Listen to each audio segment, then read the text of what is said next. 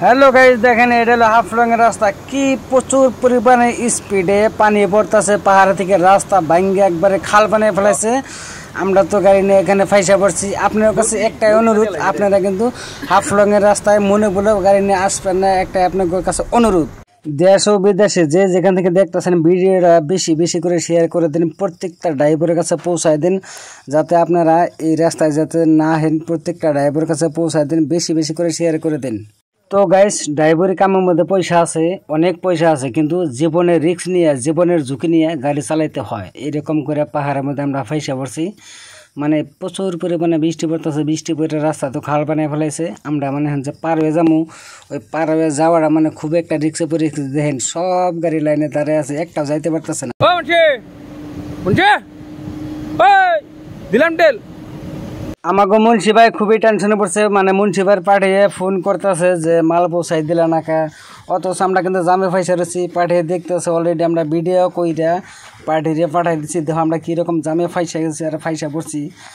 ভাই পাহাড়ের রাস্তা বর্তমান হাফলংয়ের রাস্তা দেওয়া তোমরা না হারাই বেশি ভালো। প্রত্যেকটা ড্রাইভারের কাছে কইতেছি তোমরা এই হাফলংয়ের রাস্তা দিয়ে আয়ো না, না এলে অনেক ভালো পারতে, মানে তোমরা অন্য অন্য জায়গায় ভাড়া মারো, কিন্তু পাহাড়ে হাফলংয়ের রাস্তা মনে বলেও গাড়ি ঢুকাইও না।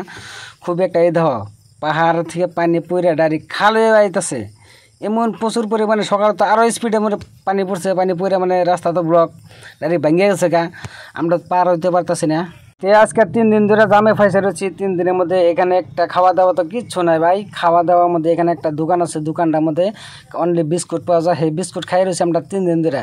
হ্যাঁ, দোকানের বিস্কুট মিস্কুট সব ড্রাইভারে খাইয়ে দাইয়ে শেষ করে ফেলাইছে, আর দোকানে কোনো খাওয়ানোর বস্তুই নাই। তো খুবই একটা মানে কষ্টে আছে ভাই। যে যেখান থেকে দেখতেছেন ভিডিওটা বেশি বেশি করে শেয়ার করে দিন।